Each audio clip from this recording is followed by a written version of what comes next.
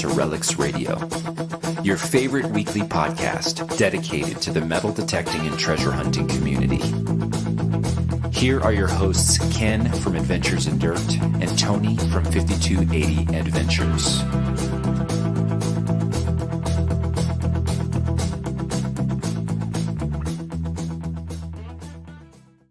Hey, welcome to another Thursday night Relics Radio. Good to see everyone. DK here from Adventures in Dirt, coming to you live on a Thursday night from Northern Colorado. Boy, I tell you what, we got a great show ready for you tonight. I can't wait to talk to our guest tonight.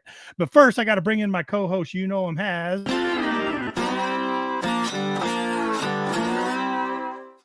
Mr. 5280 Adventures. Tony, how are you doing, bud? Good morning, boy. Am I happy to see you? Jeez. Yeah.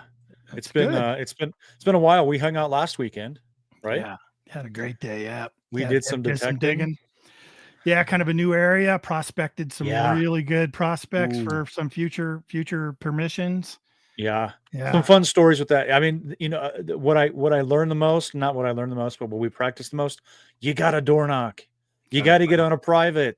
Yeah, the public is great, but man, I tell you, the opportunity with this private that we might have coming up, you good. do. You got to do it. And it always good. lead into more, and even on large farmlands and stuff. Even feel free to stop and talk to those farmers, man. Definitely, because it could lead into the neighbors and more acreage and more acreage. So the Smiths know the Andersons know the Joneses, and they all have homesteads on their property. So get out and door knock.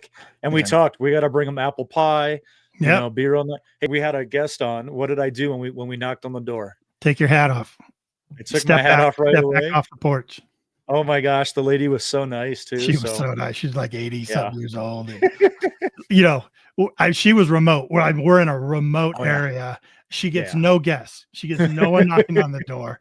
We had to drive about a quarter mile into their ranch. So, I'm surprised she didn't hear us coming down the road. But I know. She come up and answered the door and just didn't know what to make of us two. I'll tell you that. But what a great opportunity. And hopefully we get some good stuff from it. And with that, we'll both have some really good videos coming out on the channels. That's right.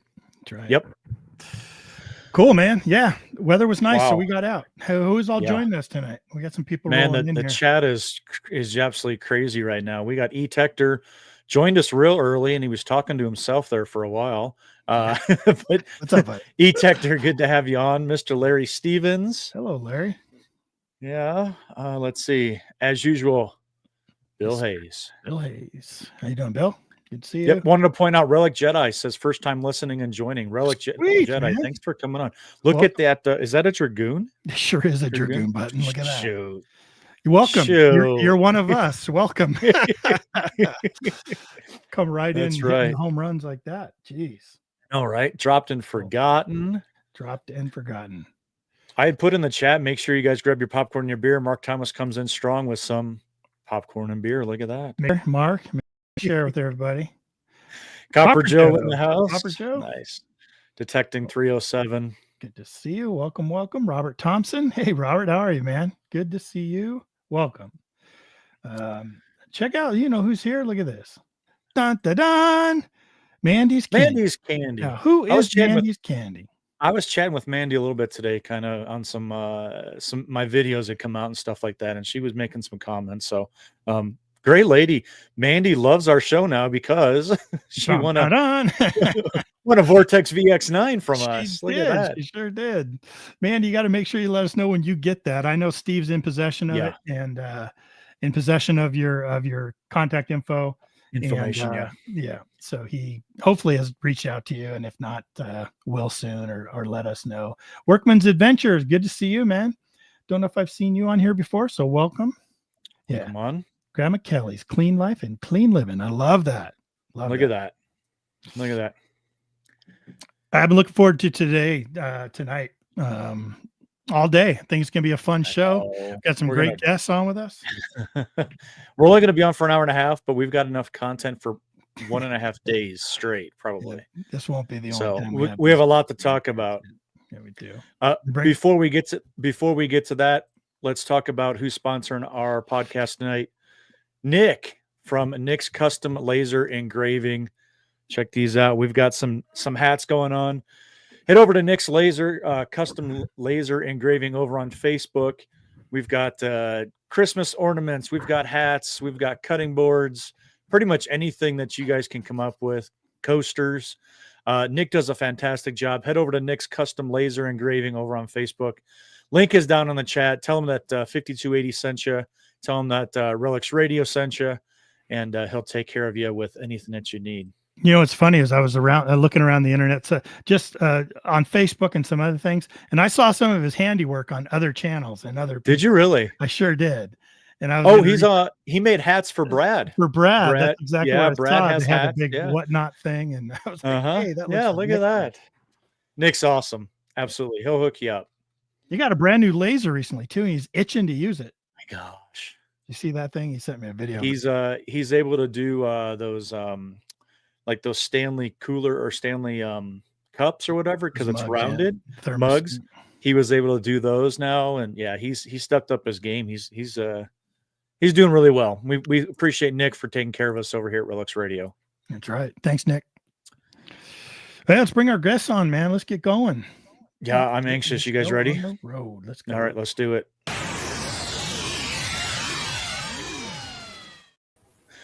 We are blessed.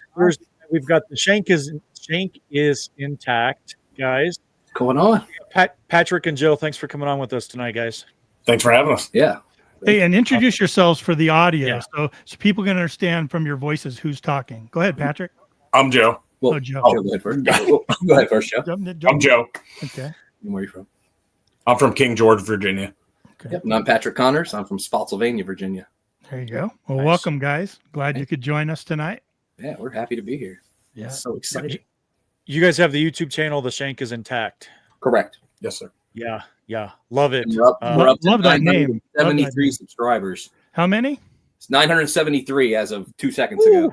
There you go. We're gonna get you to 1,000 Let's get tonight. you- Woo! That'd be amazing. That was my goal for the end of the year. Was to get us to 1,000. Let's This go. time last year we were at like 550. So Tony Nice. just That's posted good, the bro. link in the chat. So if you're in the chat and you're not subbed to the channel, go check it out, man. They're digging in Virginia. They're finding all kinds of Civil War items. We're going to let them talk to you all about it. But it's really exciting. You go watch some of those videos. You just get such an itch. Tony and I were talking about it earlier. We're like, Oh my man, god. we gotta stop doing these type of shows because we get so excited, man. We just want to go get on a plane and fly to Virginia and do some digging. oh yeah, you should. Yeah. Come on. Yeah. Come on. We got a couple spots. Yeah. Let us know when you're out here.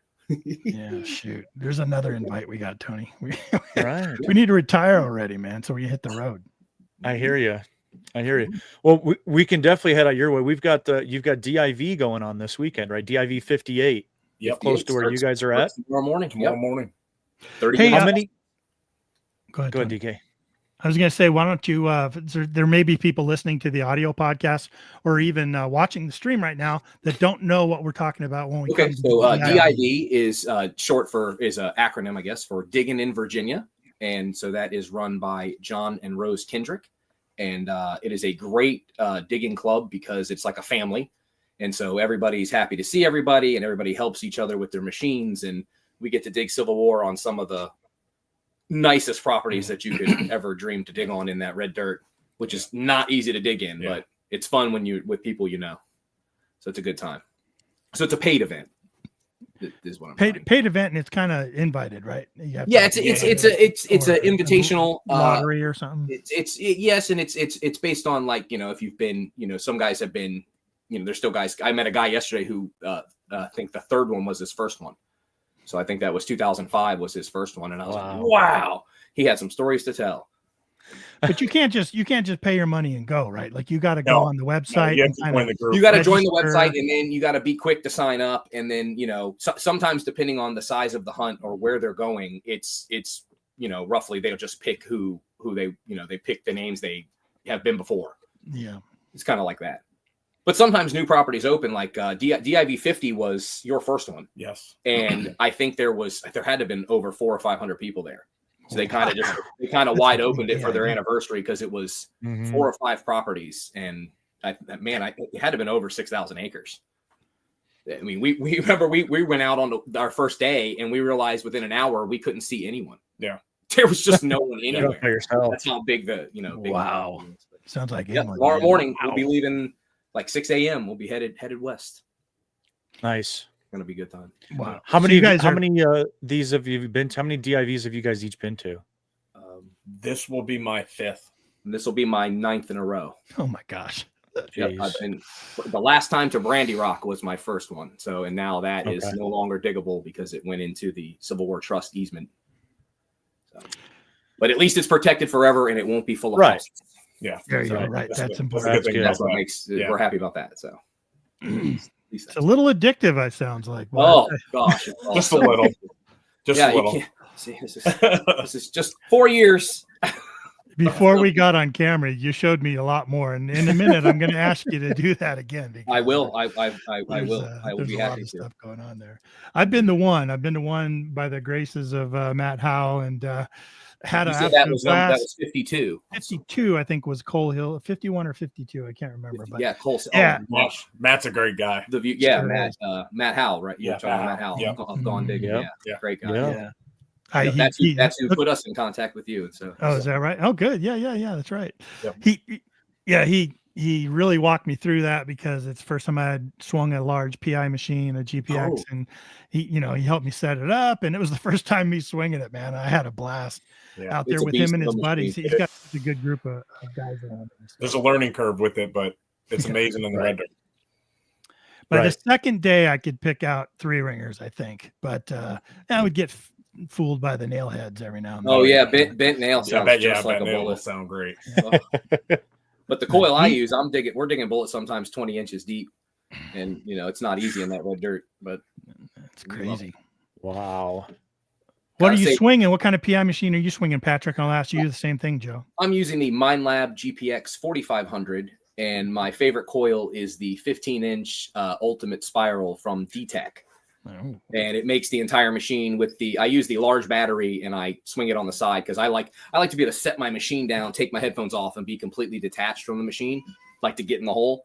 And so altogether, my machine weighs about 17 pounds, and it's pretty big to be swinging all day. But I use a rubber cord to help once my shoulder can't take it. Yeah, I was going to say your right shoulder doesn't look any larger than your left shoulder. So. Maybe I'm sitting up. But I do all the digging with just this arm, so it There you equals go. out. Equals out. And what do you got, Joe? I got a MindLab GPX 5000. Mm. Yep, I use Nice. I actually use the stock, the factory coil. And he kills it. Yeah, I mean, I do pretty well with it, but I've got a bum shoulder, so I tried the 15-inch, but it was just too much for me. So Yeah. So And you use a sling as well? no, his machine with just the stock coil, it actually makes it about 7 pounds lighter. Yeah, So it's only about 10 pounds. And the way the handles are on it, it actually they're pretty balanced. You can actually hold them with one finger, and they kind of balances sway right out. on Sure. Wow. Nice balance. Isn't that great? Yeah. Yeah.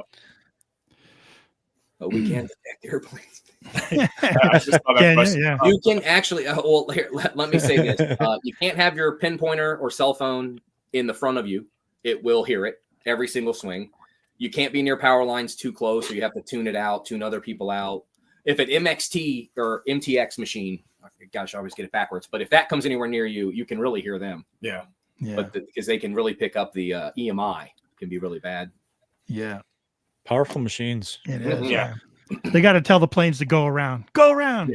Yeah. Don't fly over No the fly field. zone We probably over should be DIV. our hats should probably be lead lined, probably for sure. But Yeah, I remember in 50 at DIV 52, it was a really big deal because on day 2, they actually were doing work and they shut the power lines down that no one had ever been able to hunt around them because they had always been on. And for some reason, utilities shut those power lines down. So everyone was flooded over there To that area. underneath them Yeah. power lines, just sort of, I guess, probably north of the urinal areas over there. But yeah, they were digging pits and all kinds of stuff down there because they Oh, started yeah. getting all kinds of hits. You know. I was still quite new to the red dirt then. Yep. So what's the dirt like in Culpeper versus where you guys live? Is it still very mineralized where you guys live? Culpeper it depends on where you're at in Culpeper, but it's pretty much anywhere in the red dirt is kind of mineralized. But where I'm at in Spotsylvania, it's up and down. It can be good, it can be bad.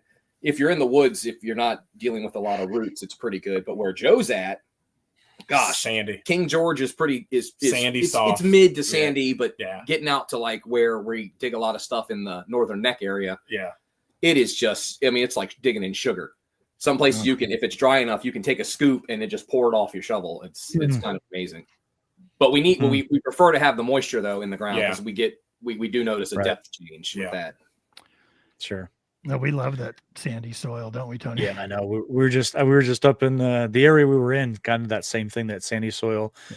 And I mean, our ground freezes real solid here in Colorado for pretty deep, and we're getting pretty close to that time right now. And we were digging last weekend, didn't have any issues. Right in, you get through that first layer about an inch, and then it was right into that sand, and it was beautiful. It was made it so nice.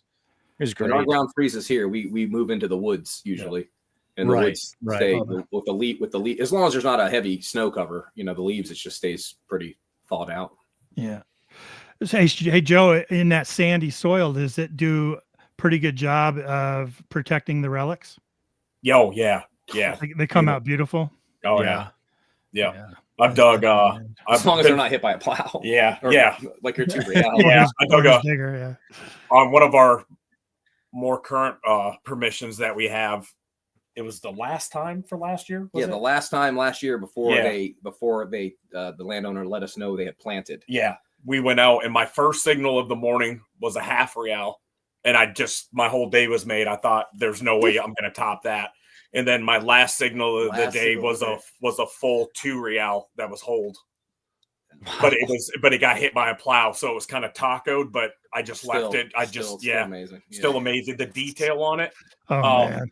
Just phenomenal. I mean, both sides, the detail was just amazing. Shoot. That's great. You'll see the video. I got to see it first because I grabbed it, because sometimes Joe, if he's not looking right at it, he might not see it right away. So I snatched it and I stand up and I'm like, Joe. I didn't let him look at it for like 2 minutes because I was just so shocked because of what I was about to hand him. Yeah. I had goosebumps for like an hour. That's crazy history. How long you been detecting, guys? You're pretty much born that way in Virginia, right? Like when you come out, they shove a detector in your hand. I mean, I can tell you when I remember getting some type of detector when I was a kid, but for some reason it's just not something I got into until much later. So I'm just going into my, this will be my 5th year going into next year. So I'm pretty new to it when it comes to the hobby. And I started with a what did I have? A Ace 400 I got for Christmas and so December 28th, 2019 was my first day detecting. How about you, Joe? Haven't stopped since. I'm a year behind Patrick. I'm going on my 4th. I'm in my 3rd year now, going on my 4th. I started off with the Ace 300 that I got for Father's Day, and quickly turned that into a Equinox 800, and then quickly went into a Deus 2. Yeah, Deus 2. That's what he's using. And that's what we both use the Deus 2 for our primaries now. Yep. What were your guys' motivations? So you get these metal detectors. Yeah. Why'd you want a metal detector, and kind of what pushed you in that direction? Well, honestly, I can tell you, crazy it's hobby. Kind of a funny story for me. Well, not funny, but kind of interesting, I guess. Well, I was doing gardening, and I started the hobby of gardening. And about 2 years in, I was on YouTube, typing away, looking for a way to keep down weeds between rows. And believe it or not, I stumbled across a video from this guy named Aqua Chigger, and he's showing you how to soak newspaper in a wheelbarrow and put it between your plant rows. I was like, wow, it's so interesting. Never thought of that. Might try it, might not. Let me subscribe to this guy. Little did I know that was the very last video he ever did about gardening. Right. The next video was diving, and the next video was detecting. And about 2 months later, he was digging with me out in our woods here. And I'm actually in a video of his. That was my first time detecting before I got my own detector. He said, oh yeah, I'll come. We might find something. He found a canteen spout in the creek. What a great day. What a great day. Fun. I looked like such a newbie too. I had on was it like a Lowe's? Yeah, Lowe's like a tool thing, tool thing, and like pants. Yeah. And I had on steel-toed boots, and he made fun of me because at least 2 times right away I was in a hole just my boots. Gosh, it was so funny. I didn't think that meme was real, but it really is. Okay. You don't go as deep as they say, but it is real. Okay, well, good. I had never used a pinpointer. You would have if I kept pushing, bringing the dirt out of the hole, and I'm using the pinpointer, never used one, and my boots are going off, and I had my wedding ring on, which, now I have a tattoo, so that it stays It stays at home safe. I don't lose it, and I don't keep hearing it in my hand. Did you have the shirt on that said noob on it, or what? I should have. I probably should still get one. What motivated you, Joe? Was it just sort of Patrick and everyone else around doing it, or? Well, no. So we hadn't met. We hadn't met at that time. I can't remember the name of the show, but KG and who was it? Ringy, I think was his digging partner. I used to love watching that show that they had, and I had just a kind of a plain TikTok page, and I was following KG, and I was watching his metal detecting and stuff like that, and I was like, man, I'd really like to get one. So my fiance bought me one, and then come to find out, after I started posting some videos, I see a comment on my page one day, and it's KG commenting, talking about like how I killed it and how it was a great dig. And I'm just like mesmerized because I was like, the guy I was watching like on TV a couple years ago, Right. Yeah. Yeah. So that's pretty cool. Yeah. We met through a mutual person. This guy who was going to take us both digging, who just ended up not being able to go digging, was like, hey, you guys should like still just go dig because you both like. So he came over he came over to my house, and that was the first time I ever went out, and he was kind of giving me some pointers. You had the Equinox at the time, right? Yep, Equinox 800. He had the 800. I had the Ace 300, and he was just kind of showing me some lessons, and didn't find much. It was just some woods behind my house that I own, and I think I found my first horseshoe. Right. And then the very next weekend, I said, you know what, Joe, I've got a spot where I've dug a lot of buttons, but there's this section of woods right off the field that I haven't touched. There's got to be stuff in it. And not an hour in, Joe finds his first button, and it's actually a lead pewter button, probably, early 17, late 1600s. And Shank was intact. Yeah.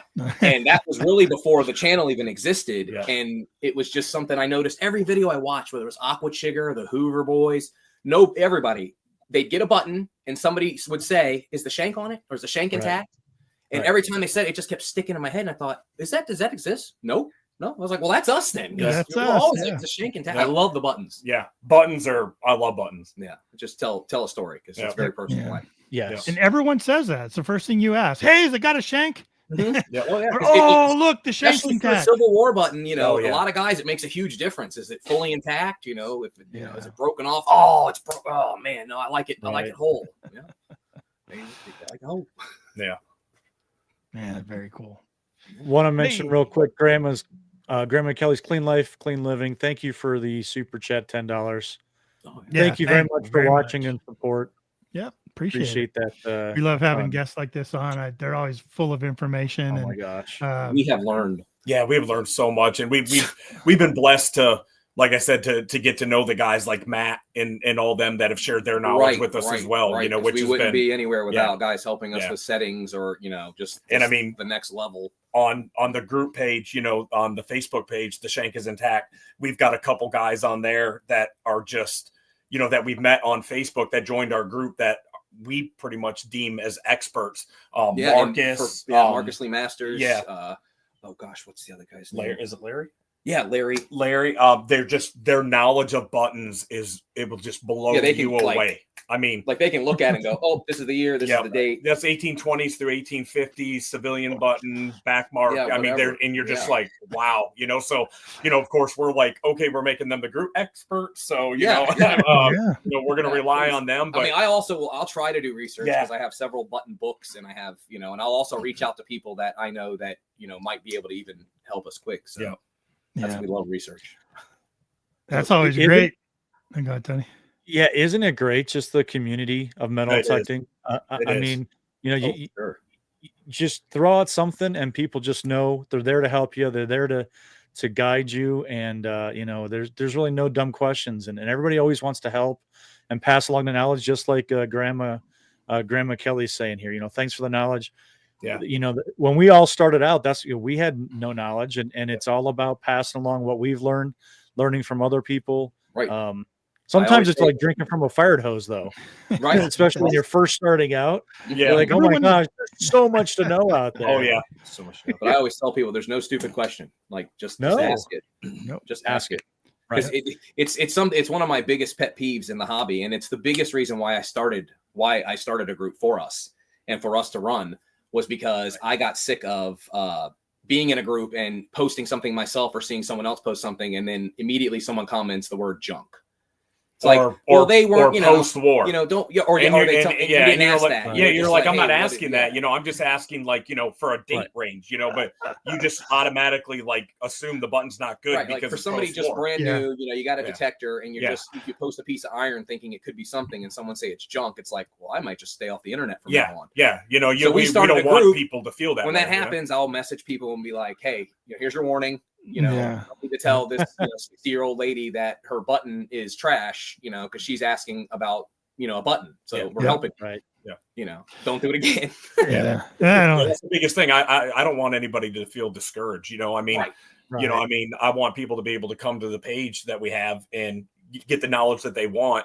Exactly. I mean, we try to help everybody. Sometimes there's buttons on there that just none of us can. Right, and that's why recently we pivoted the group slightly from, it used to be the Shank is intact and we're all about the buttons, but then it's now the Shank is intact metal detecting for history. Yeah.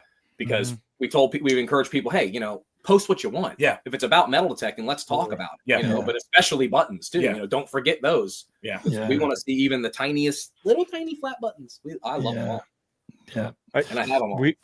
We threw the link to the Facebook page in the chat there. So if you guys listening either, and it's also in the description of the show here. So if you guys listening live or after the fact here, head over to the Facebook channel, our Facebook page, Shank is Intact. Join up there and let's pass along some knowledge and help each other learn a little bit. Yeah, there's just a couple questions. It is a private. We went private just because there was so much spamming trying to happen. Yeah. We stopped all of it. We don't have. We have no spam. I'm proud to say. I check it daily. Yeah. So people that want to join up, just answer a couple of questions, and then it gets reviewed by a moderator and brought you in. Yeah, we'll get you right in. Perfect. Yep.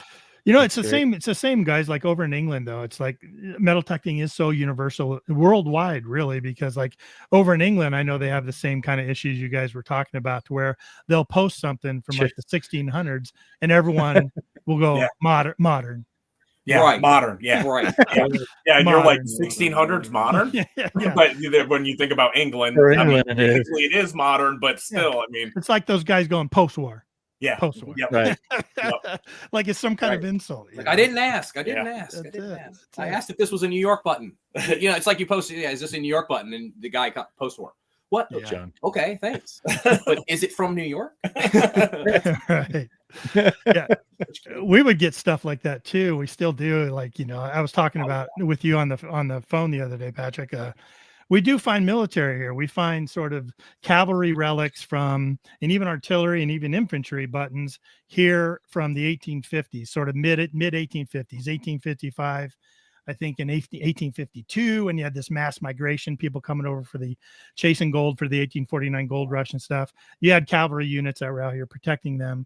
Mm-hmm. And so if you can find these little camps, which Tony and I are always trying to locate and researching our heads off because they're not so plentiful here, and we find a button, right, or find a bullet or something, and we're like posting it, I think a lot of people are like, late 1800s, early 1900s or whatever. But we've been actually able to, discern some of them are pretty early. Now, Tony and I not having much Civil War stuff here, right, except for the Guanella Pass was really the only Civil War battle in Colorado. We still call it Civil War relics, and it was like, because it's from that era. It's from the late 1850s, early, mid 1860s. It was during that time. Yeah, they weren't fighting in the Civil War. They were here, and then people would slap our hands all the time. That's not Civil War. That's, era. Okay, it could be era. And so we're like, okay, sorry. We're not a Civil War area over here, but would love to be. I'm telling you what, you guys have a little bit of history there, I think, in the area you're in. Yeah. We're right. I'm literally. I think I am about 2 miles east from Chancellorsville is where I'm at. But the issue here, I realized very quickly 4 years ago when I started, was Civil War permissions are very hard to find because you either get told it's been dug to death, no, or the last guys that were here left a big mess and left all their holes open, it's. Believe it or not, it's what I got more often than not. And so we kind of just stopped looking in this area and started moving east, and we pay to go dig Civil War. So just as easier. Sure. Yeah. Well, that's a shame. Yeah, it is a shame. It is. But it's been, my wife's father, he's been digging for over 50 years. And, that was someone else who was metal detecting, and I was constantly like hearing about things he had done in the past. I was like, wow, I mean, I wonder if there's anything left. And I talked to a few people before I started who said, well, it's a little late starting. There might not be much left. And I'm like, well, there's a few things left. You just got to know where to look, I guess. Get lucky. We've gotten lucky plenty of times. It's all luck, pretty much. That's all. Yeah. I mean, we've done the research route and it's paid off. We've done the research route and it hasn't paid off. And then there's literally just my fiance's friends have some property that they just bought through a foreclosure. And we find a virgin colonial spot that there's nothing before, there's nothing after. It's just literally all. There were 4 shotgun shells and a piece of a 4-wheeler was the only trash we found. Wow. Everything else was. There was nothing else modern. There wasn't pull tabs. There's nothing. Guys just kept running back and forth to each other's hole. Patrick, Joe, get over here. It's been over. Gosh, we dug it over 2 years. Yeah. Found 3 of our first pits. We never owned probes before that, and we were finding out you guys need probes. You got to probe it. Okay, probe it. First day we probe. Clean. Oh, what's this? And then mess of pipe stems came out. Oh my goodness. Full pipe bowls, maker marks on them. I mean, just beautiful. Yes. Native American trade beads inside the pits, arrowheads. I mean, just unbelievable. Yep. We got lots of it. It's all video too. We the videos weren't as more quality. I guess they are now that I've gotten used to holding my hand. And, doing all that. We were newbies. My style of filming, I like to just use my hand with my cell phone because I find it the easiest way, like a vlog style, I guess. You know what though? You go back and look at everybody's channel at their first videos. How you evolve and become better at telling the story and all that kind of stuff. And when we first all start out, it's so awkward. You just don't you don't know how to exactly portray things. Yeah. But we all evolve into it. So it's funny to go back and watch those beginning ones. Right. It is. Yeah. You're like so embarrassed about what you put out. You're like, oh my gosh, I can't believe what a noob I was. Yeah. Right. But then you look, and those are some of the videos that have the most views. So you're like, well, can't be too bad. Can't be too bad. Right. Yeah, on my channel, my very first video ever, it's got a pretty good amount of views. It didn't back then, but over time, all of a sudden, it took off again. I never knew why. But yeah, it's like when I go back and watch it, I cringe so bad. I'm like, how can I watch that? Yeah, we're gonna have to look at it now. We have to go look for it. But it's so funny. I was thinking earlier when you were talking about, you said something like your wife bought you one or whatever. We've talked to so many people on this show over 8 years of doing interviews, and a lot of people we've talked to on the show say the same thing. They say, my spouse bought me my first detector. I'm that guy. My wife bought me my first detector. All that stuff. They had no idea it was going to turn into what it's turned I was just going to say, I think my fiance's probably watching, and she's probably regretting that decision for buying that first. No, she's been very, very supportive. I mean, you can blame me some too. Though, yeah. Oh, she knows. She knows. I pushed you a little bit. No. You got to get the GPX. You got to. I know it's $4,000, Joe, but listen, you need it. It's how much? Yeah. Don't rent it. He wanted to get a brand new one so he'd have a long-lasting warranty. From GPX.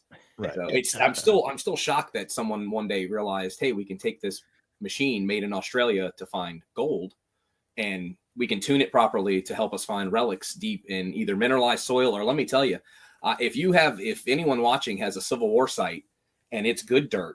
And there's trenches. Oh, sure. Do a GPX and take it in there. You would be amazed. You will be shocked. We got a permission, and the guy that owned the house said, we've been here about 10 years, and I had a detector a while back. We found some buttons, found a few bullets. Good luck. I doubt you'll find much. First day I came out with 32 bullets. And he was like, wait a minute, where? And I showed him where, and he was like, how deep? And I was like, well, they're all about 18 inches. So I was just hearing them, marking the leaves and putting the machine down and then digging each one. Oh, man, what a great day that was. That's that's that right there.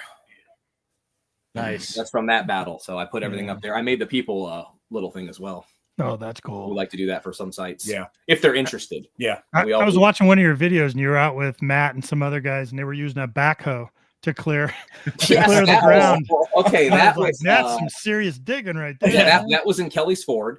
And that was the owner of the property who rented the backhoe to help us try to open the old latrine that never got finished. So they had it there for that. And the pit we were working on, we knew well, we're never going to finish it in the next day. And so we just asked him, could you rip back the top few feet there? Actually, I think it exposed a few buttons and some stuff. So that was my first pit. And then later that day, I got my first bottle. That's back there too. What kind of bottle was it that you got? I can show you if you don't mind. No, yeah. Hold on a second. I'm gonna grab it, Joe. Yep. Very, very cool. It's crazy how interests evolve from coins to relics to bottles. Like, oh yes, I always dreamed about it. It doesn't matter to us. No, yeah, and this day, history's history. What's his name? John Hickok. The owner of Bull Run Winery, I believe. He was in a pit that they were in, and he invited us to come over, and he said, and then we were all just talking, and then they said, wait, you haven't got a bottle? He's like, wait, you haven't either? He's like, well, get in. And Matt got the next one. He got this tiny little ink thing. And then they were like, well, Pat, you've never got one. You said, you get in next. And I got this beautiful small food jar. They said probably contained olives. Oh, yeah. Oh, yeah, an olive jar. Yeah, wow. You can see the bubbles and the. Oh my gosh. Yeah, nice, man. And here's the top. There's not a crack or a scratch. Sweet. Beautiful. About 3 feet underground. It still has still dirt in it. I didn't want to scrub it all the way. No. Yeah. Isn't it crazy? You're holding a bottle in your hand and you will never forget that day. Yep. Right. Ever. Right. Oh, never. That's I'll never. stupid bottle. Right. It's a But bottle. It's not a stupid bottle. No, not at all. That's what my wife would say. It's only a bottle. Like, it's not only a bottle. Have to put it back so we know it doesn't get broken. That's cool, right. man. It is on a You were glass shelf, which always scares me. But You were talking about our significant others, and I had actually had a conversation with my wife last week, and I said I'm probably gonna be busy this weekend. I'm gonna go metal tech with Ken on Saturday. And then I had some other stuff going on Sunday. She says, "Yeah, I don't ever expect you to be home on the weekend, so that's about right." yeah. Right. So yeah. she's incredible support. She just understands. Yeah, our wives as well. We try. Yeah. We try, if it's not a digging event like this, we try to dig once a week. Yeah, like Saturday or a Sunday. Yeah, or a Sunday, just one day, so we can spend the other day with our significant others. And guilty on that colonial spot, that virgin spot. We were hitting it Saturdays and Sundays, and then I think at least once or twice you had your wife bring us lunch. Yeah, Domino's pizza. She delivered it to us while we were all 300-year-old pipe stems. Yeah. We haven't done that one yet, Tony. We got to do that. That's so much fun, though. What a sight. Yeah, we had to go there off because the homeowners were, kind enough to we could come days in a row. They didn't mind. Right. They actually let us leave the pits open for almost a year. Yeah. Because we were working. They were off their four-wheeler trails. They were in the woods. They were right off exactly right off their four-wheeler trails. Yeah. It was very odd. But it was funny because we would go back, we would dig one weekend, go back the next weekend. If it rained or if they rode the four-wheelers, we would just walk down their trails carrying all of our gear, and we're looking, and it's like pipe stem, where the four-wheelers were just kicking up the pipe stems. Arrowhead. Yeah, arrowhead, pottery. Like I mean, the site, we were just, every time we were there, we're just like, this isn't real. How does this keep happening? Remember, a couple times we actually said to each other, do you think that the landowners are just coming back here and putting this here? Dropping the stuff? Yeah. It was just odd. Like, who was this family? Well, that's completely understandable then, man. I'll tell you what. If it was Tony and I, we'd be there every weekend as well. Like it would be hard to come away from that site. I might get sick a few times during the week. Yep. Call my boss. Sometimes it happens. It happens. Got relic fever. Oh, that migraine's coming on. I'm not going to go to work tomorrow.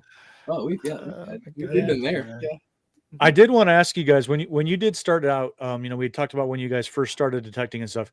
Did you start out? What was your interest? Was it coins? Was it relics? Did you have kind of one focus or the other, or was it just kind of whatever you can find?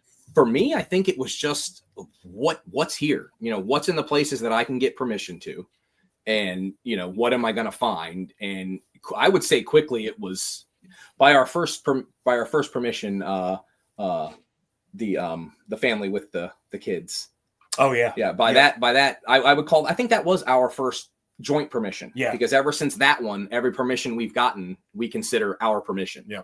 So whether or not, like if Joe can't make it, I've taken my wife, or he's gone a couple times without me, or, whatever. And it's we'll always ask. We always ask Joe, always hey, make dude, sure, do you mind, it's always, if you, obviously, we always no, are go trying ahead, to go together. Yeah. Yeah.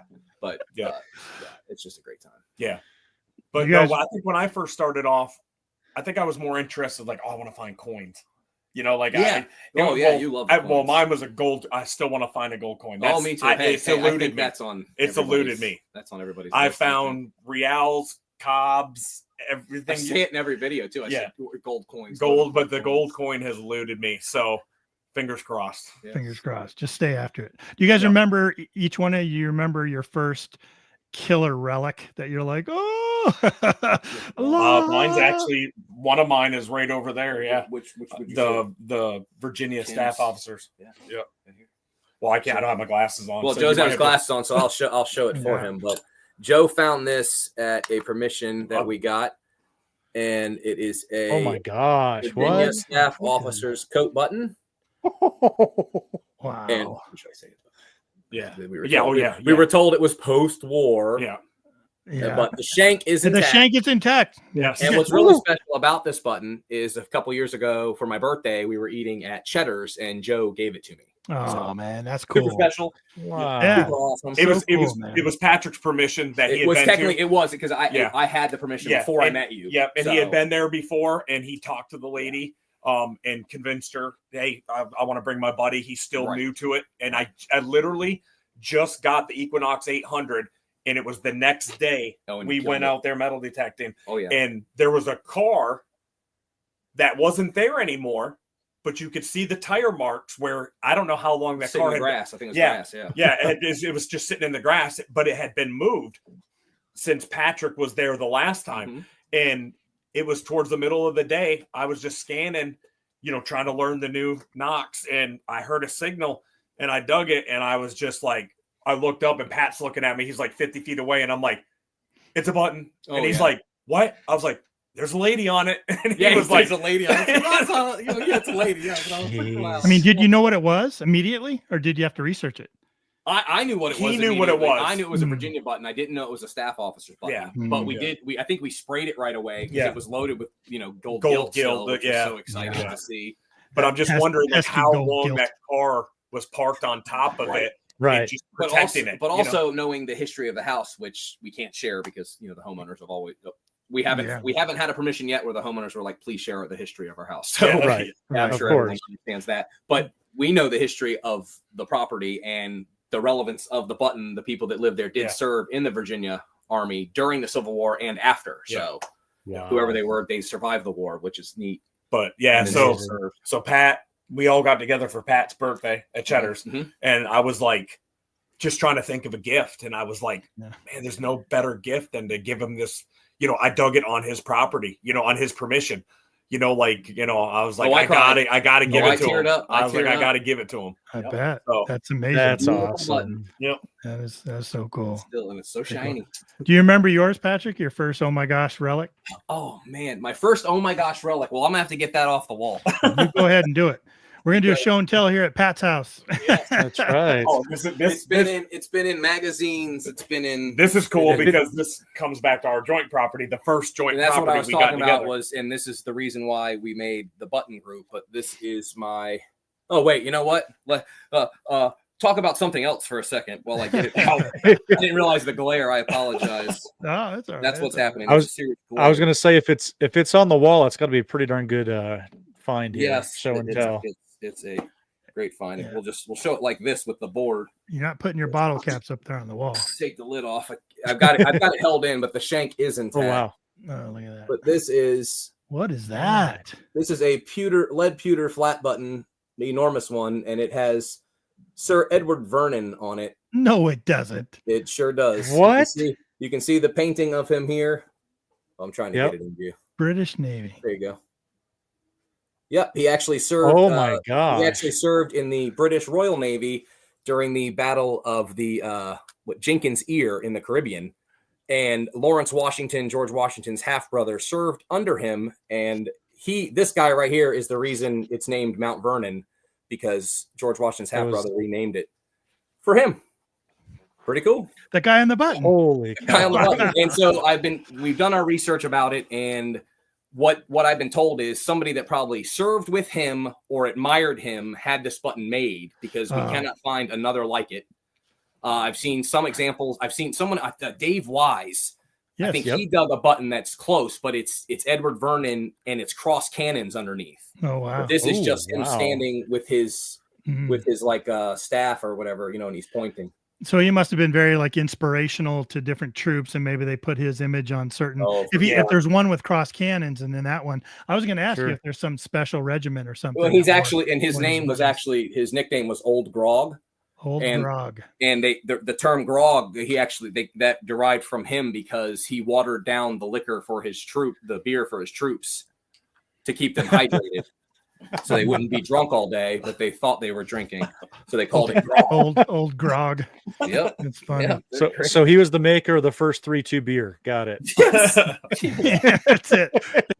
Old banquet. That was mine. And that's a very nice stand-up shank as well. Amazing, man. And here's what's cool about metal detecting. People always ask me throughout my family and everything, Ken, why are you into metal detecting so much, right? Did you know anything about that gentleman until you found that button? No. So is it like I knew Mount Vernon. It's not far away. I know Mount Vernon. Never knew the history. Never knew that's why the name changed, because it used to be called Little Hunting Creek, I think is what it was called, and they renamed it to Mount Vernon after him. So I never knew about him. Never knew the history of that battle. Wow. No, it's the thing. Go down that's one of the episodes. It's episode 1 actually on the Shank is Intact of History After the Dig. So I've only done 2 episodes of that, but it's just I thought of it just for like, gosh, there's that one find that has so much relevance in just this little flat button, and it's just crazy the story you learn from it. You did an episode just on that button, because I dug the history of all of it, and I dug the button. I saw the shank. It was covered in wet, sandy soil from out there in King George. And I put it in the case, and gosh, it was later that night or the next morning until I even cleaned it off and saw, this isn't just a flat button. There's some guy on here. Oh my gosh. And I posted on Facebook. It didn't take I think Dave Wise was the guy to comment and say, hey, dude, that's Edward Vernon. Similar. Yeah. I've dug one similar, but I've never seen one like that in the octagon. I mean, that's nuts. And I'm like, whoa, what? I've been told several times it should be in a museum. And I'm like, it's in my museum. Yeah, it sure is. Look at that right over there on the wall. We've got as much security. That is, that's an amazing, man. That is so cool. Thank you. Appreciate it.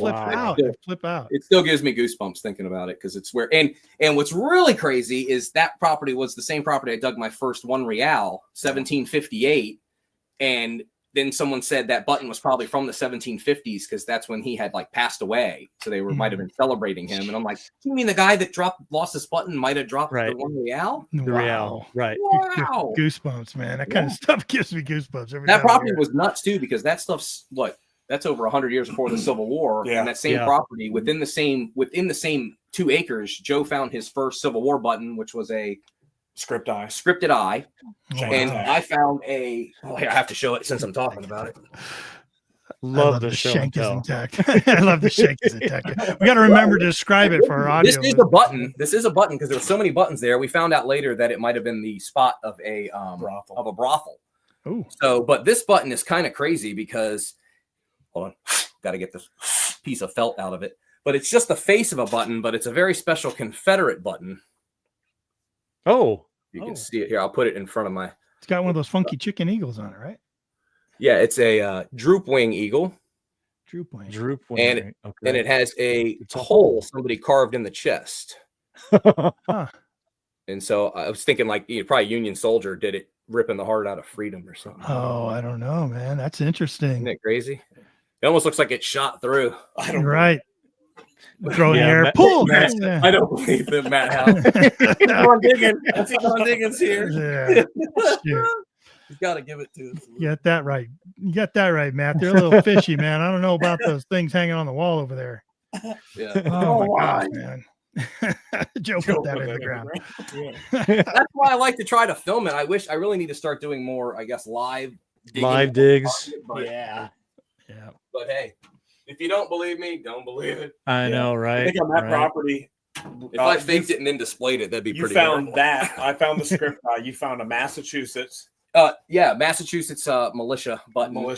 And several eagle buttons. Yeah, I found which was 4 or just 5 eagle buttons. Weird because there was nothing. There was no bullets, no anything else, No and then camp. we found out that the property that was right next to there was a brothel. They said at an old brothel site, and we tried to get on there, but the guy had like a 3-year-old son, and he was like, "No, I don't want you guys on here because one day my son might want to metal detect it." And I'm like, "Well, I'll bring him out there right now. We'll go metal detect it right now." Right.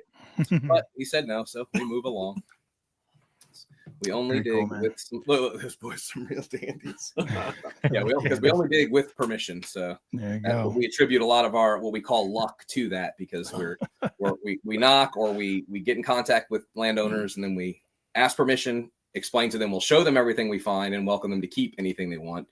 And we have just gotten extremely like the colonial site that's in the coffee table. First day we showed that to the landowner, and she went, "Oh no, that stuff's dirty. You guys keep it." No, we're good. Okay. And they realized that night we showed her 300-year-old buckles, and we were like, "Wow!" And she wasn't even interested. Well, we told her the next time we save went back, all this then and get it. We told her, we said, those buckles that we showed you last weekend, they're like 300 years old. Those are colonial. She's like, we wouldn't have found them. She's like, they're in the ground. We went to found them. You guys did the work. Right. Keep them.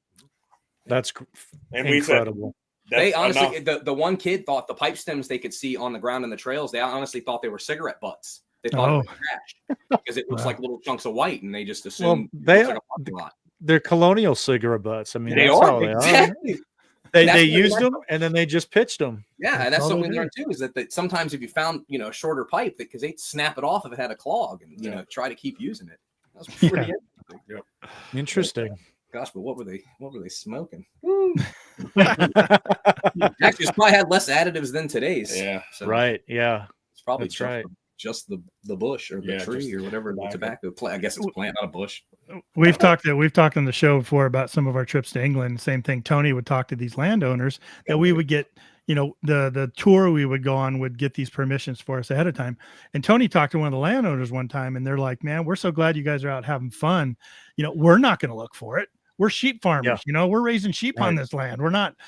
We don't care about it. So we're glad you guys could have a good time." And they weren't interested in anything. They didn't want to see anything. Even the gold Celtic staters and the gold, stuff coming out of the ground, they couldn't care less. If the Treasure Act was to contact them and say, "Hey, these guys found a a hoard, $800,000 hoard on your property," they would half of it. It would be then they're really interested in that. We had some questions come in from the audience, right? Dropped in Forgotten real quick said, East Idaho Digger said, "Any cannonballs? You guys find any cannonballs?" No, I have found a lot of shrapnel. Yep. I guess a lot of pieces of a lot of fragments. Shells. Yeah, a lot of fragments and stuff, but not a whole shell or cannonball. No, that's another bucket lister. I have one in my collection though that I acquired. Oh, that's a big boy. So like a 12-pound or something? Oh, gosh, I honestly don't know exactly what it is. Oh, that's it's got a big years in it. I traded him some things that I won in a contest. And when I traded, it was kind of like a trade, whatever, even trade.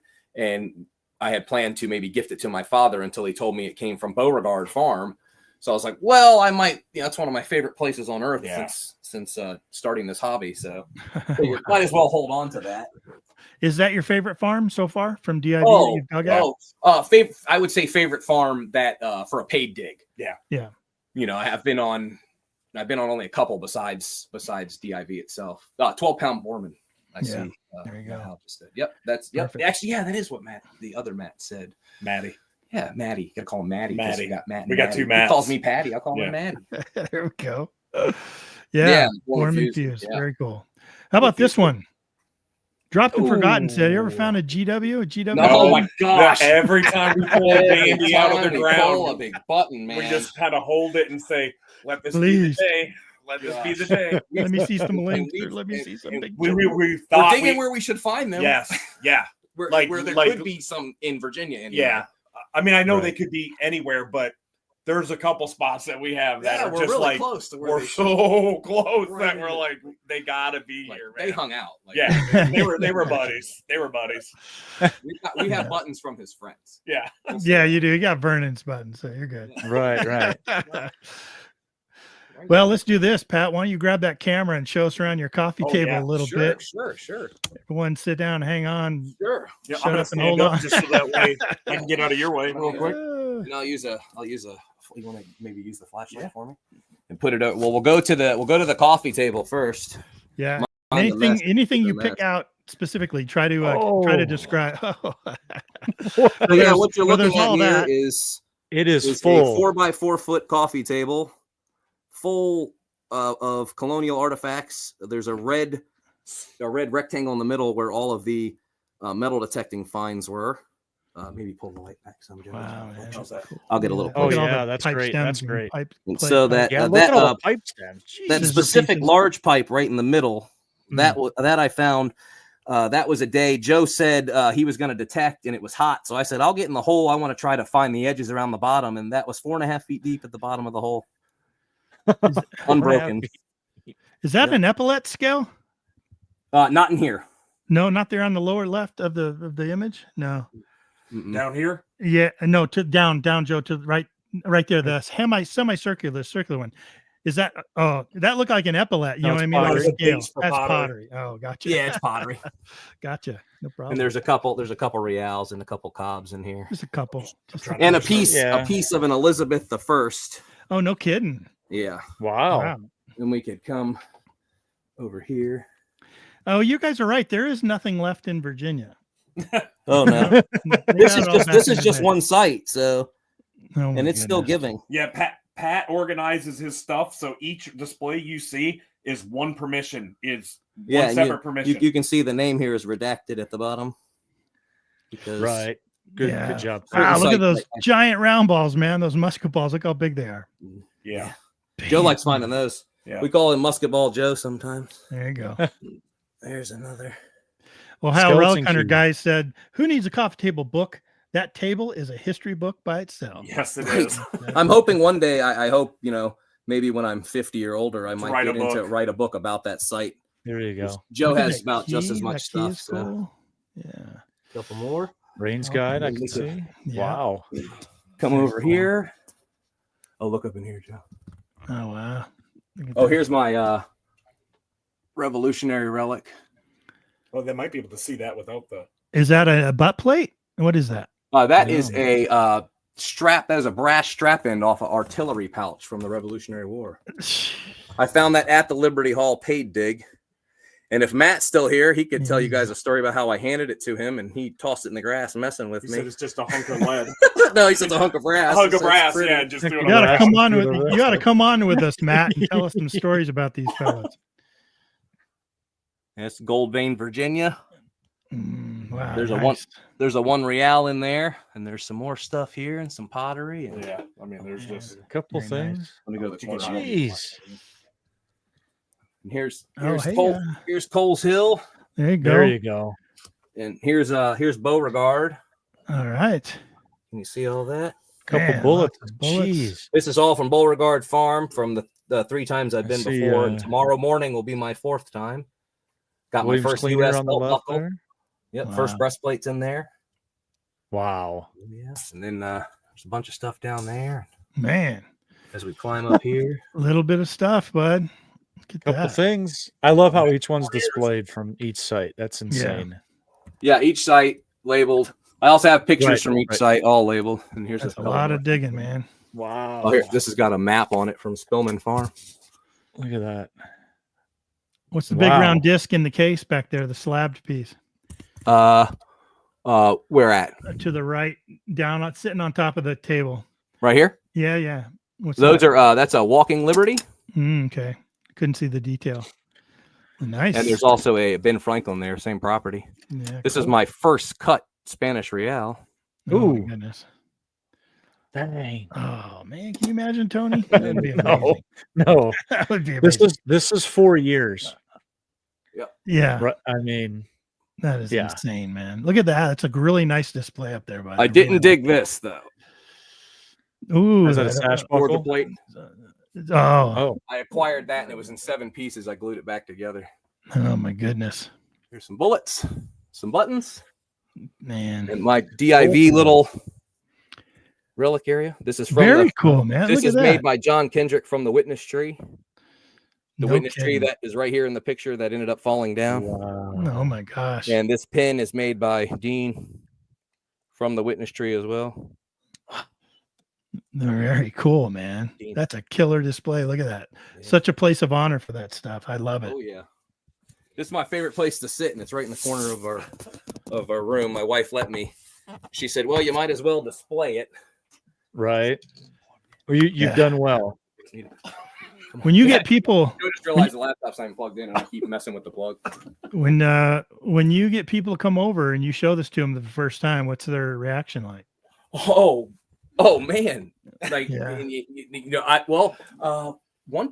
think it's my father. I had him come in and look at it, and he said, "I thought you just started a few years ago." I said, "But just lets me go every time I can." So the wife lets me go dig a lot. Sometimes I get to go every now and then without Joe during the week. I'll get an invite from someone else who will take me to one of their spots if I'm lucky. And I've gotten pretty lucky. I have something to share about that from a site. Could you guys come see? Oh, hey, look at that, man! East Idaho Digger wants you guys to come seed Idaho for them. Yes, throw some buttons out. Just seed them up, please. Look at that buckle, man! And this is gorgeous. It's a Gaylord. You see right here. Oh, E Gaylord on the top. Oh, wow. And then why I wanted to talk about this, I think I dug this over a year ago, but just last week, my buddy Hank took me to one of his spots about 40 miles from where I dug this, but I found the other side. Oh, did you? And it's crazy because they're patina's mats, but they definitely weren't from the same soldier, of course, but so excited to have both pieces. Dang. Wow, dude. That's unheard of. Incredible. Right? Now, Joe, do you display your stuff, Joe? Also, I do, but not in as much detail as Patrick. I'm a little OCD. I think about it. I'll be honest with you. I do have everything separated. I just need to buy more cases.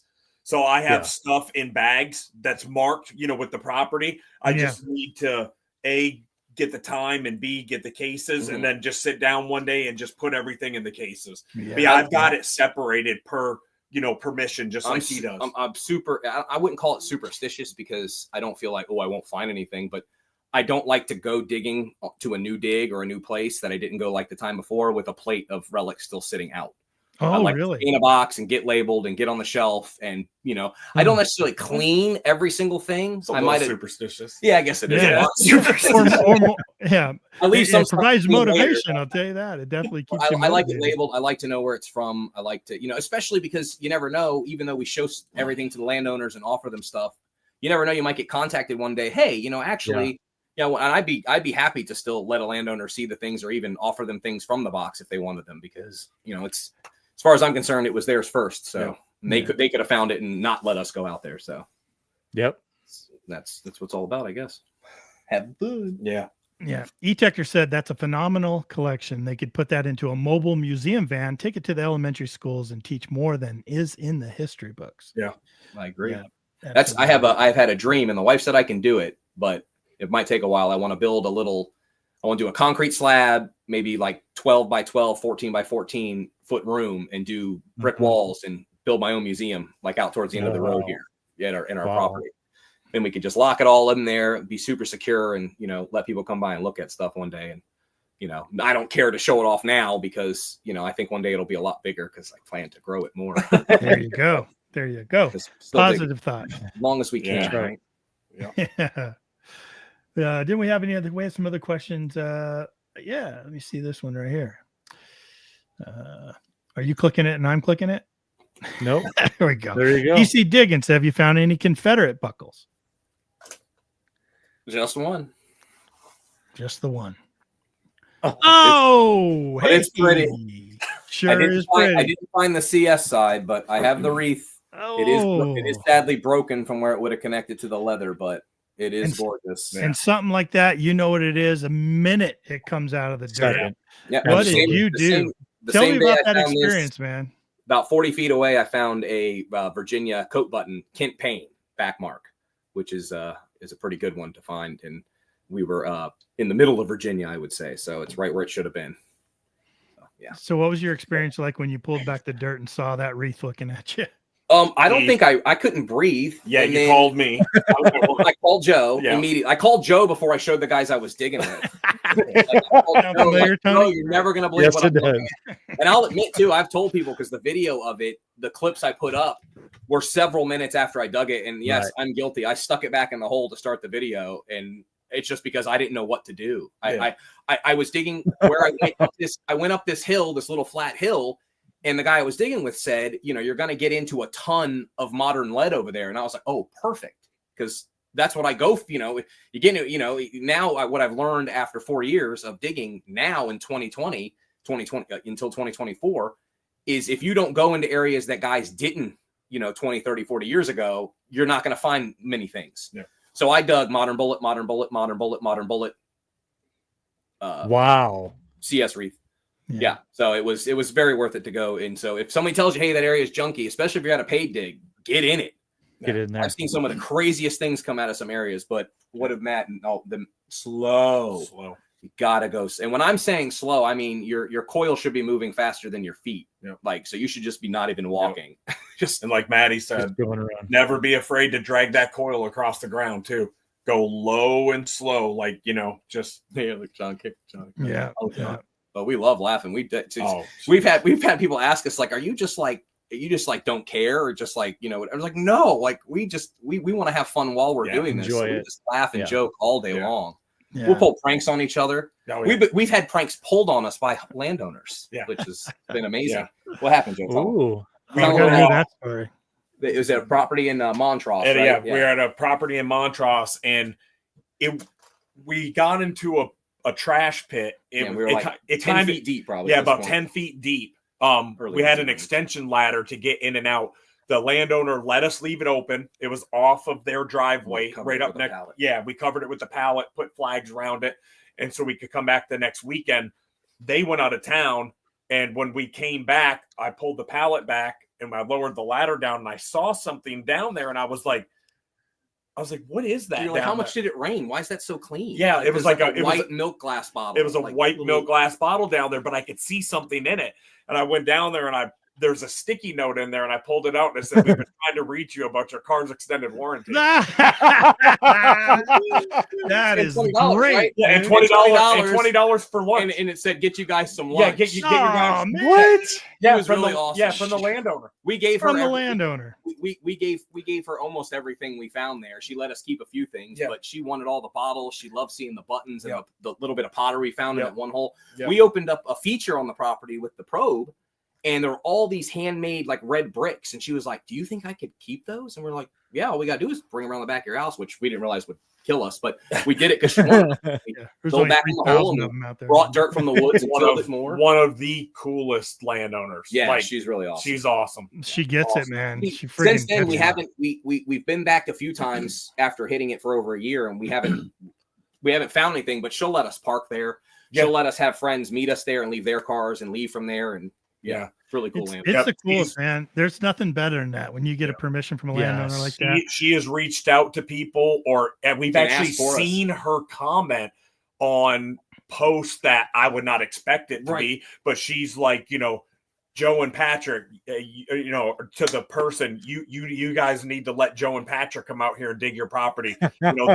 They're the coolest guys. They respect the land. They love the history. You guys need to have them come out and check your property. And, so she's always putting her plug in for us. So.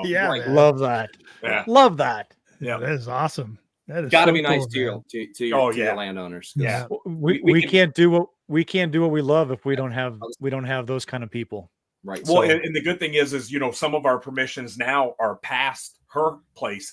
So, we go out and they let us park. But I mean, even if parking, we'll still go by and check on the house door and let her know. And I'll send her a text and be like, hey, everything looks good on the house, like everything looks good. And thanks, I appreciate it. You guys didn't have to do that, but now we're going to, we're going by it. Absolutely. That's so cool. Yeah. The detector said, make sure you give that lady a nice holiday fruitcake this year. I actually just sent a whole bunch of Christmas cards today. Yep. I like to send Christmas cards to our active permissions and even some of our older ones. Yep. Yeah, great.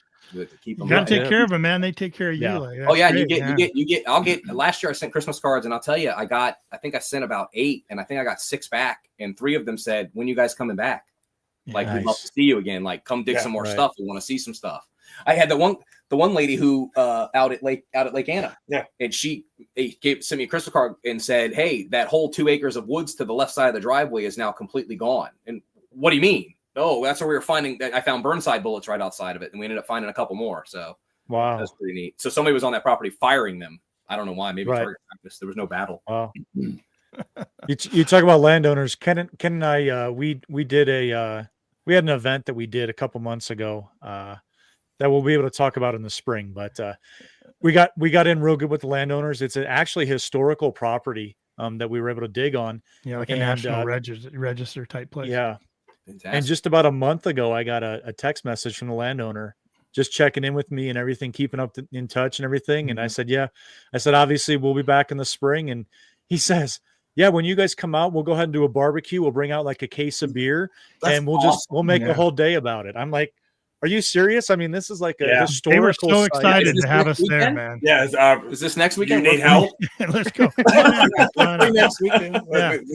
It's in the spring. So cool, man. They're like, Ken, you and your wife come up here. They're kind of in like a tourist area, a real kind of popular tourist area here. Beautiful, like God's country. Gorgeous. And they're like, if you and your wife ever come up here just to do the touristy thing, come on by. We'll have some dinner. Please come. Like they were just all about it. Yeah, they're man. all about it. All about it. I'll tell you, there's not a better feeling though when you can, have a relationship with landowners like that, because, I mean, like I said, we've gotten other permissions from word of mouth from actual landowners that, hey, now that I'm thinking about it, you guys have been, coming out here for a while now, and, you guys are great. My brother owns, 150 acres and he's like 20 minutes away, and we're like, really? Yeah. Really? Him, let's go. Yeah.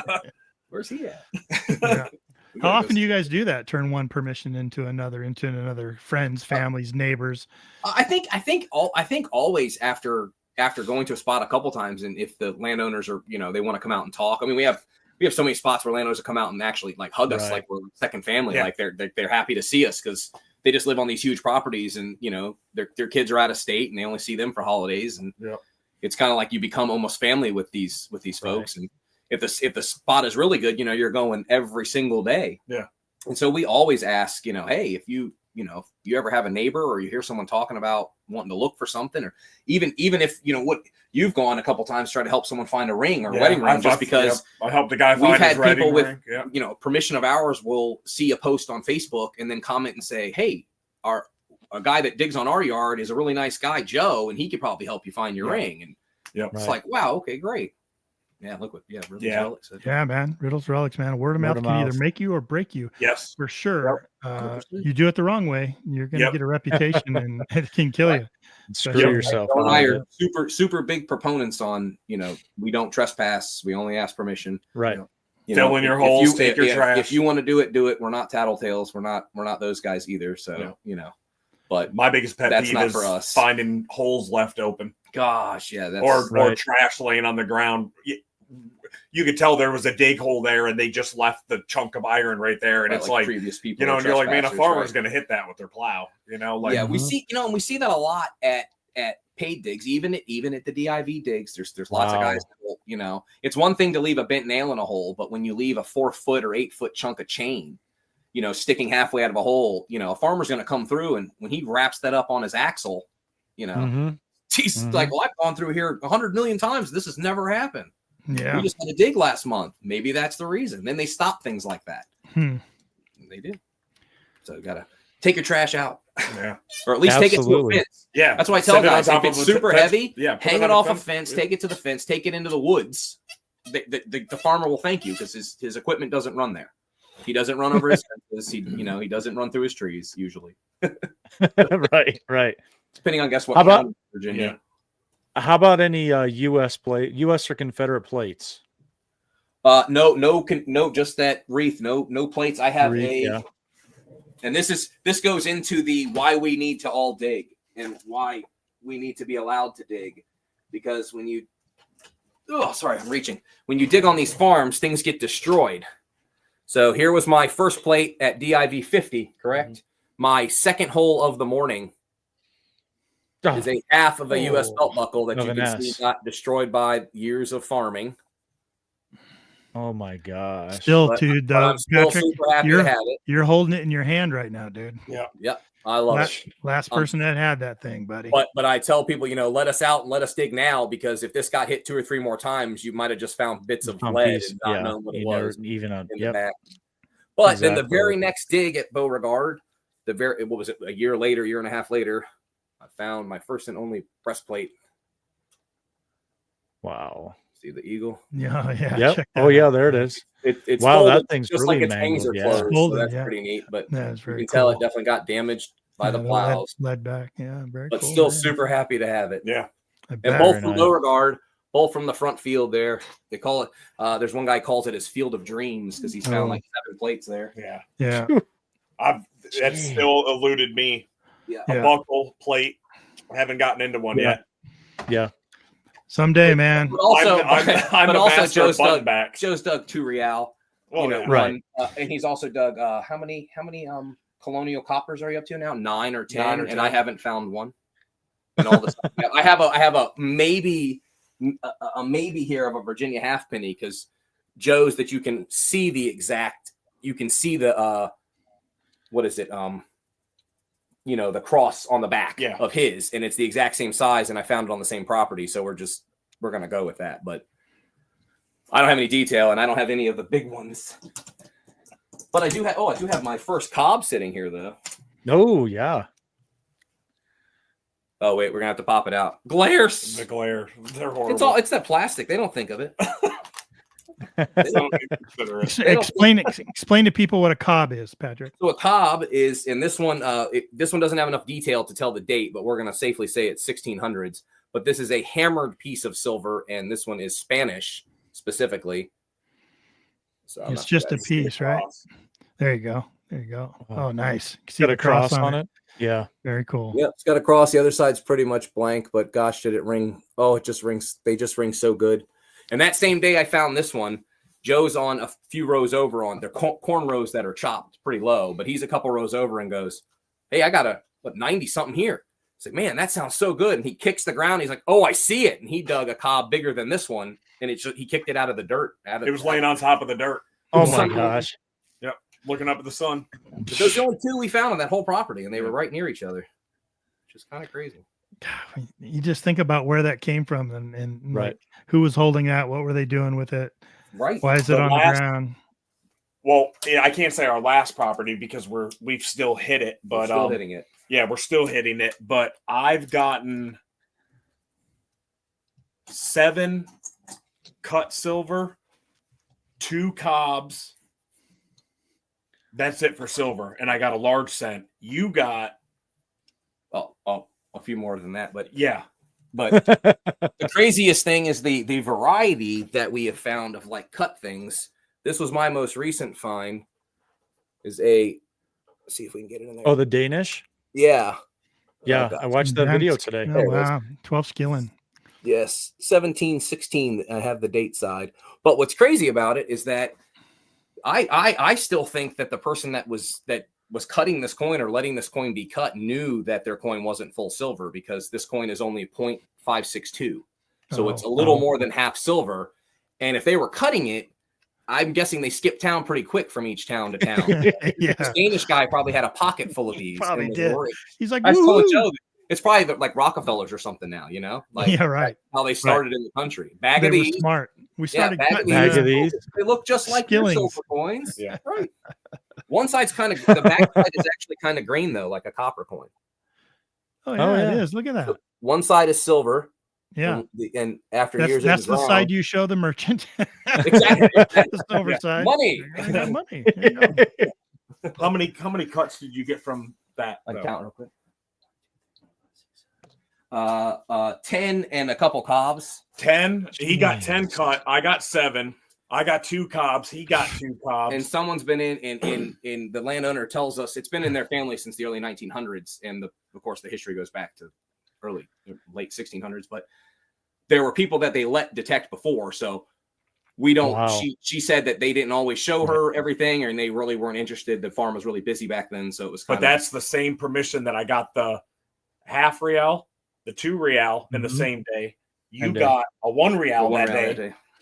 And then we just brought 2 guys with us. We've been trying to put a and Joe. And that day when I got that 1 real, I will say this too. I only got that. Joe would have been the 3 coin king that day. He would have dug a half real, a 1 real, and a 2 real. Oh my gosh! He got the half real signal in the morning, and about midday he got an amazing signal again, and he gave it to me because he goes, "Hey, dig this. This is you. Come dig this." And I was still shocked. It was on edge, and it was my first hold silver. So thanks to Joe. I got to dig with Joe. We got to dig with Joe. So we got to. Well, I mean, we'll share signals. There's just some days I'll start off and Pat's on fire and I'm in a slump. I'm like, hey, dig this. And he's like, hey, come over here. Come listen to this. And I'm, oh yeah, that sounds good. And it's like, dig it, man. It's yours. And I'm like, that could be silver. That's a digging partner right there, man. Yeah, it's a digging partner right there. It could also be a bird tag. Yeah. My first cut silver. My first cut silver. He gave me the signal. Yep. Jeez. Yep. I we told have a digging partner named Beth that we used to dig with. She moved out of state, but we were digging a cavalry camp, a small cavalry camp that we found, and she was finding all these star carbine bullets, and big big star carbine dropped bullets everywhere. So she would. I've only dug one of them. I'd hear her and she'd be like, I got another one. You could hear, we leave our headphones off so everyone can hear our tones, so we go, oh, you better dig that. That sounds good and stuff like that. So she found like 4 or 5 of them. I'd never found any Civil War era period bullets there. I'd found a button and some other stuff, and she got another signal and she did the same thing you did. Ken, come here. I want to see you dig your first Civil War era bullet. And I did. I heard what it sounded like. And even though I didn't discover it all on my own, it was still so exciting. Oh yeah. Yeah. I mean, and know where it came from. For sure. Yeah, definitely. So, but that same property where we found all that, we put together a little hunt with 2 of our buddies, and it was just a couple weeks ago, 2 weeks ago. And they both got a cob off the same property. They both each got that was 2 more cobs. And I'll say this: we realized after that we thought we were doing well with our Deus 2s, but the mats showed us some setting changes and then showed us some targets because we knew it wasn't dug out yet. We knew we still had a lot of work to do there, but they shocked us with the amount of things found. And I had never physically seen a 2 real cob dug and watched Matt Howell dig it live. I mean. Wow. That was amazing. And watch him dig it live and watch a guy like that after you've seen what he's dug, throw his gloves down, throw his headphones, and just spin around in a circle and go.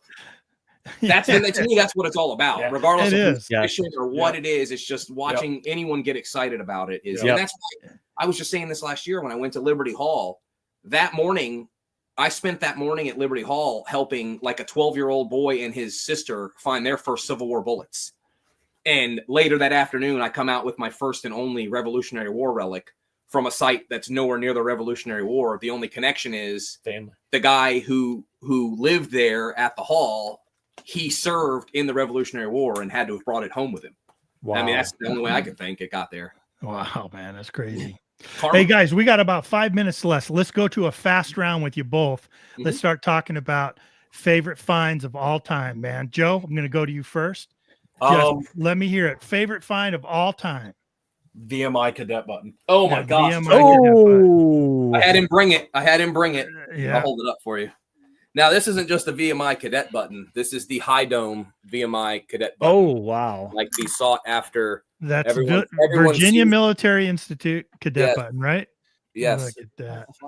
Right here. Holy cow. You get the flashlight on this one. Sorry if I blind you. Oh, wait. We have to do it from a distance. Oh, there it is. Can you see it? Wow. Yeah. Probably not. That didn't work. Very cool. Sorry, I blinded everybody. That's awesome, man. It's nice. It's loaded with gold. Yeah. Beautiful. That is insane. That's probably one of my favorite favorite finds. Yeah. And was it something, again, I always want, when Tony and I find something that we've never found before, a lot of times we don't know what it is. We're like, we know it's something, but we don't know exactly what it is. Were you the same way, Joe, or did you know immediately what that was? It actually says on it, right? As soon as I pulled it out, I saw the VMI, and he yelled VMI, and then we came over to him, and then he's cleaning. He goes, it says cadet on top. What does that mean? And then then the crazy part about that find is too, the guy who the guy whose probably button it was is buried on the property. CSA, the headstone's there, name, everything. Oh my God! It was either him or one of his buddies that came to see him after he, passed away. Wow. Yeah, which is kind of crazy. But that's probably one of my better finds. I love that button. What about you, Patrick? Oh, favorite all-time find. Uh-oh. Probably have to give it. He's going for the wall. Just because it made the cover of a magazine. Oh, look at that. And that's my photograph that made the cover of the magazine. American did. Look at that. Just a couple minutes after I dug it, the sun was just rising over the trees, and it was about 20 degrees outside. Okay, now explain that to our listeners. So this is a heel plate off of probably someone's shoe. Could have been a woman, could have been a man, but it has a heart shape in the middle, and there's just a folklore behind the heart shape that it would point the way to, where the woman you were looking for had been walking. Oh, actually, but, there's lots of different. There was no light, but they would have carried a lantern. Blah blah blah. Yeah. Still pretty neat. Right. Pretty cool. Was a first for me. And then when I submitted it to American Digger, and I got a message from him later saying, "I think you're going to be happy with what we did with it." Oh, yeah, and then very cool. I'm like, "Oh, why?" And then I saw the post, and then I realized when I went and picked up the magazine, as soon as I walked into the picket post downtown Fredericksburg, and I saw them all sitting on the rack, and I went, "Oh, it's the cover! It's the cover! I made the cover." For that alone, that's my all-time favorite. Amen. Adventure in Life said it's the lover's boot plate. That's so cool, man. I hadn't heard the folklore. I knew it was special. I mean, people love finding those things all the time. But it's also probably more likely because there was a heart, there was a club, there's a spade, there's a diamond. Yeah. So I think it had maybe more to do with gambling than ladies of the night. But still, gotcha. Well, shoot, it's all cool, about man. figuring it out anyway. Yeah. So all right. Another fast round for you guys. Joe, bucket list. What's number one on your bucket list? Civil War buckle all day. That's one of the reasons why I go. Well, I go to the DIVs to hang out with Pat and Matt and all them, but that's the top of my bucket list for Civil War buckle. Okay, we're gonna be watching for it. Confederate or Union, I don't care. Just I want a buckle. What about you, Pat? I would say gold coin, and probably specifically gold coin, probably like Civil War year. So like a soldier's pay. Yeah, soldier's pay. Mm-hmm. Not wishing from the future that someone, probably had a very bad week, but losing that gold coin, but really wanting to find one would be amazing. Yeah. Yeah. Yeah. So Tony and I have been lucky enough. Each of us have found one. And I found one real close to that cavalry camp we talked about. Mm-hmm. It was a $1, 1851, $1. Oh wow! Yeah, so that was that's awesome. And like definitely had to be part of their pay. We found 1840s 10-back Navy buttons, right at the same land plot. Three of them at the same land plot. We don't know what they were doing there. That's pretty cool. That is really cool. That's amazing. It was cool. And then Tony found his also at a different site, but he found a military camp, 1852. $5. Still military, so somebody's money, Dalagana, what was it? Dalanaga? What was the Georgia Mint? Georgia Mint, yeah. Oh, 1844. I'm sorry, 1844. There was. Yours is older, Tony. Yep, you win. No, I'm just kidding. 40. Joe and I do that. We do that all the time. Like, damn it, you won. It's a low mintage coin. Yeah, so that's all. $5 coin. It's actually gorgeous. Yeah, that's cool. That's awesome. Got lucky. Yeah. Got lucky. So it's been really great having you guys on the show. I'll tell you that. Man, we appreciate it. We love talking about you're right. Didn't it go fast? My gosh. Yeah, I know. I was like, I know we still got at least a half hour, Relics, right? This could be a 5-6 hour show. Yeah, I know. We have to have you back on. There's so much more. We'd love to. We'd love to come back. I'll tell you what, we'll give you guys your last say. Just you want to say anything to the people listening or watching tonight, and then we'll put you in the green room, and then we'll say our goodbyes off the air. You okay with that? Yeah, that's fine. Yours. I would just say it's never too late to start. I mean, if you're watching this and you haven't been out yet and you have a machine or you're thinking about getting a machine, get one. You know what I mean? Do your research, talk to the landowners, be respectful. Don't be afraid to knock. Get used to hearing the word no.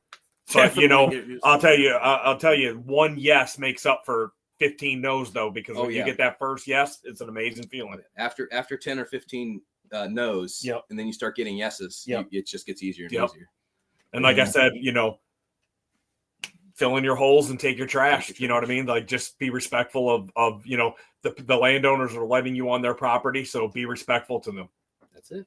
Great. That's it. I mean, that's pretty much what I was going to say. So, Joe, you pretty much covered it. All right. That's it. Well, everyone, make sure you go check out. Have fun. Have fun. Make friends and take advice. Take advice. The thing I did in the beginning was I'd act like, oh, I know what I'm doing. I've watched the videos. I've watched Aqua. Since then, it's just no. I'll shut up some if I can, because usually I can't. But try to shut up, and I'll just try to listen and take advice and let other people talk and try to. That's something I gotta work on. It's like, let other people talk. Yeah, a little bit. But yeah. Great. Love detecting. Can't wait till tomorrow morning. I know, man. Yeah, best of luck, man. Digging in Virginia 58. You guys have tomorrow morning. We're headed west. We got the soundtrack ready. We'll play Joe's Footloose. Hey, man. Then we're gonna play Highway to the Danger Zone. Yep. Yeah. Good luck music every IV. Well, Patrick, you and I have been chatting on Facebook Messenger, so you just send me pictures, man. I want pictures. Oh, I will. Oh, yeah. Oh, I will. Definitely. I will, Yeah. for sure. Yeah. Definitely. Yeah, for sure. Thanks. And we're already up to 980. It looks like. Yeah, cool. We'll get you there. We'll keep going. We Appreciate got plenty of people listening to the audio here in the next couple of weeks. Make sure you guys go check out the Shank is Attack. Even though Matt Howell gone digging says, please unsubscribe from Patrick, because he's okay. Joe's okay, but he chooses bad company. That's good, Matt. We're gonna poison his rap snap. Chips this weekend. His rap snacks. Oh my gosh, I laughed my butt off of those rap. We're trying to get. Matt tried to get sponsored by them, and they kind of ignored him. So we're gonna make it happen. We're putting it into fruition. Every video, we're gonna have a chip test. You guys don't know what rap snacks are. You got to go check them out, man. Yeah, potato chips. Guys, listen, everyone go check out the Shank is Intact, both on YouTube and Facebook. Tony has gone ahead and put the links in there. We're going to put the link down below in the description of the podcast and the live stream here. Go check them out. If you like what they're doing, give them a subscribe. Say you saw them on Relics Radio and you're there to give them some support. They put out some great content, and you can tell from their camaraderie on the screen here tonight that they do it the right way, that they're our people. You know what I mean? Yeah. They're definitely like us. You guys are definitely our people. Yeah, that's for sure. So we appreciate it. Guys, thanks for coming on. Thank you, guys. Thank you so much. It was nice meeting you guys. Go get the good stuff tomorrow, guys. We're hoping for it, man. We appreciate it. Thanks so much. Best of luck. We'll see you in a bit.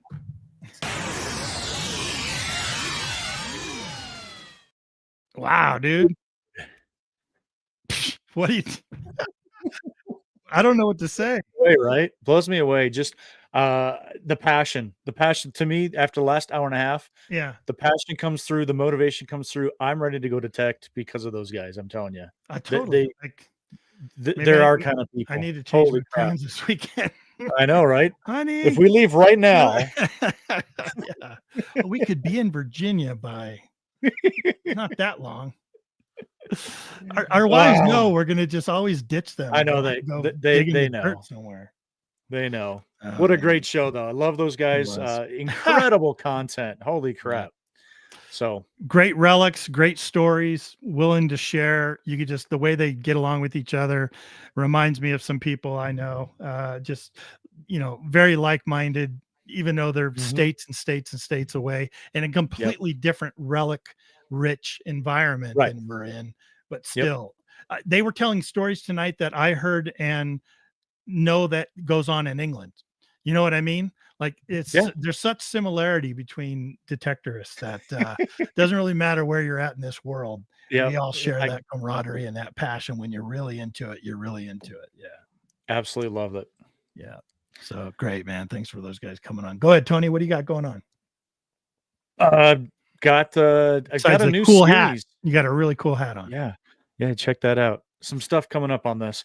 Got a cool series going on 5280 Adventures called Trivia with 5280. You guys show up, give me some support on Sunday nights. We have a great time. It's a trivia quiz show.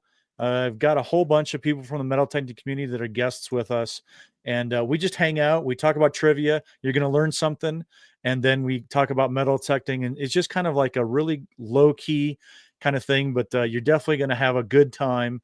There's always an incredible time going on in the live chat. So if you guys are listening after the fact here, come join me Sunday night. So we have such a great time. And I really enjoy doing it. I love to see y'all there and interacting with you guys too. So, and it's fun. It's fun being a contestant on the show too. So yeah, show up in the live chat and see if you're smarter than all of us on the panel. That's Most right. of the time they are. Most of the time the chat definitely is. I think the chat's good. The panel is like what we're like. I mean, normally there's a lot of the times we get like 5 or 6 out of 10 questions right. Right. Which means there's a bunch of them that are pretty hard. So Tony, you're doing a good job of pulling good questions. And maybe you learned that people in the chat have said they've learned some things or two. Yeah. Like, oh, I didn't know that. I didn't know that. So it's a good time for sure. What about you? What you got going on? I got my Adventures in Dirt stuff. So you can find me over on all the social media really, but lately I've been active on YouTube, posting videos on Adventures in Dirt on YouTube. I have a weekly show that goes back a number of years called The Weekly Dirt, where I feature you and everyone else's finds. I'll kind of do a compilation video where I show the interesting things I've seen being dug out there in the community. I put it all together in one compilation thing so you can gain motivation and inspiration to go out and find your treasures. It's called The Weekly Dirt. I try to get them out every Sunday. It's been a couple of months since I put one out. But I do have some personal digging videos out right now. You can go check it out. Watch me and Tony dig, and me and my other digging partners. And I hope you enjoy it. But other than that, have yourself a great time this weekend. If you're able to get out, be safe. Go find the good stuff and make sure you tell Tony and I about it. But we'll see you next Thursday with a great guest here on Relics Radio for sure. Thank you so much for listening to Relics Radio. We will see you back here next week for another exciting guest. Until then, get out and dig it all.